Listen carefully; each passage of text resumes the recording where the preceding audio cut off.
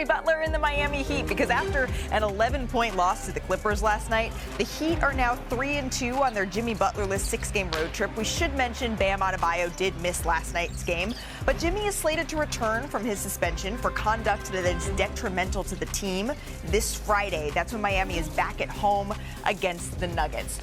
Nobody has been more on top of this story than our friend, our senior insider, Shams Charania, who's joining us now. Shams, what can we expect? Because it feels like just about anything when Jimmy Butler returns on Friday.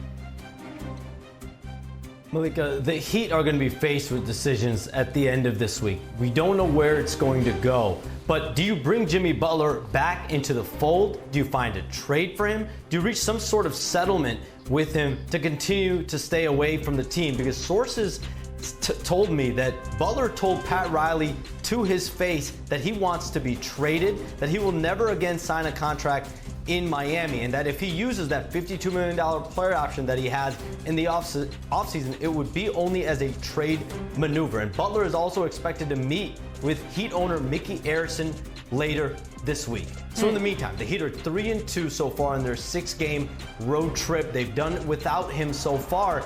And from Eric Spoelstra to Terry Rozier, Tyler Hero, Bam Adebayo, around this team, they've spoken about, yes, it's tough being without Jimmy Butler, but they haven't had the distraction, the chaos, quote unquote, and also the clarity that they've had with Jimmy Butler away from the team. And in factions of that locker room, being without Jimmy Butler, it's provided at least you're not dealing with a disgruntled player. So in the next 48 to 72 hours, we're going to see more conversations in Miami to figure out where exactly this is going to go. Yeah, because when you're using words like disgruntled and unhappy, all of that comes back on Friday when Jimmy Butler is eligible to return. These are not problems that they are kicking down the road. Shams, thank you so much for your insight. We will continue to check in with you because this is changing and changing quickly. The Heat, though, they're used to this a little bit, right? They played 16 games without Jimmy Butler this season, and they've gone 8-8 in those games. They've also played their fair share of games without Butler just during his tenure in Miami.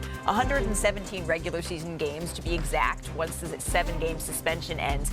But nothing quite like this situation, using the adjectives that Shams is using. And it feels like we're kind of at an impasse here because this is imminent, Brian. He is going to be back on Friday. So what's the best move for the Heat going forward here? Actually, I don't even say want to go forward. This week, what's the best move for the Heat this week?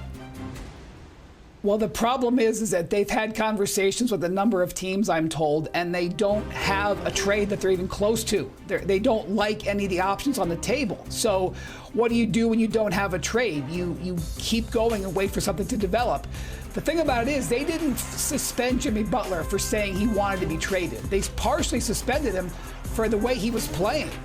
And if Jimmy Butler's position hasn't changed and you suspended him because of the way he was playing, which they felt was not full power, then how do you bring him back? And, you know, that's the difficult thing, is that the suspension was probably already longer than you would expect for his behavior. So I don't think another suspension, unless something happens, is merited. So this is truly a pickle, and I think a lot of the league is watching to see what happens. Look, they did that suspension 7 games so that they could have this West Coast road trip without those distractions. And I've been with the Heat a little bit lately, and it's every press conference in the opposing city, their PR director Tim Donovan comes in and says, Coach Bo will not be answering questions about Jimmy Butler. And that's when they start. It's like an announcement before, right? Because each new city, they don't know what they're trying to do. And it's, you know, they've been able to block out the noise last night. I actually thought they were playing really well until last night, and then they didn't have Bam Adebayo in the game against the Clippers. When you don't have Bam, you don't have much else, except for that man, Tyler Hero, who has an all-star bid this year. But I think, you know, reality comes back at them fairly quickly. They got one more game on this trip here in L.A., they're going to head back to Florida, and then we will see if they introduce the chaos back into the locker room. Yeah, if Brian's describing this as a pickle, it is quite fermented. I'm not really sure. It's upon us, and it's a little bit early. Last night was Detroit's 10th win in their last 12 games. That's the 3rd best record in the NBA in that span, only behind the league-leading Thunder and the Cavaliers. So, Brian, I mean, feel the vibes. Go with me here. How real are the Detroit Pistons? I gotta say, they are being very impressive. And I'll give you a little trivia question. When was the last time Detroit had an all-star? I'll give Blake you Griffin? a hint. It wasn't this decade. Oh, it wasn't already this a decade decade. ago. Was Blake an Blake All-Star? Griffin, Oh, yeah, there it is. 2019. I think that streak is coming to an end. Yep. I think Cade Cunningham is going to get it done. He is playing great. He had another great game last night. And Malik Beasley, who hit that big shot in the corner, he is turning into one of the best value signings in the NBA this year. They gave him $6 million. They let him walk away from Milwaukee. He has been an awesome addition to stretch the floor. They needed veterans. They needed shooting. He is doing both on that team. And I got to tell you, the Pistons have $14 million in salary cap space, and everybody in the league, including the Pistons themselves, thought they would use that space to take in a player or two around the deadline, get an asset for it, a draft pick, like the Thunder did when they were doing their rebuild a couple years ago. Now I'm not so sure that's going to be the case, because now when you look at, they're only a half game out of the sixth. The sixth is the golden number because you avoid the play-in.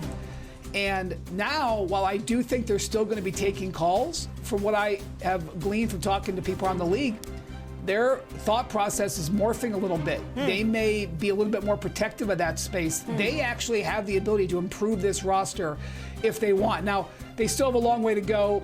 They don't want to get ahead of themselves, but the Pistons have entered the chat in this NBA season. Well, look, what happens when you have veterans whose contracts are bloated or inflated for a lot of years, and they, Tim Hardaway Jr. or Tobias Harris or these guys, they have something to prove. Yes. The Pistons gave them a landing spot, and they have something to prove. Like, nobody likes hearing their name, we got to get rid of his contract. Nobody wants to hear that. Tim Hardaway Jr. has a very high care factor. Right. Tobias Harris cares. This is a great spot. And I'd love to see a young team finally get some veterans that know how to play the game, they know how to get wins. Yeah. And you have a guy like Cade Cunningham in year 4 finally making that leap from when he was we all expected this when he was the number 1 overall pick. It's the exact appropriate mix of young stars mixed with some veterans with some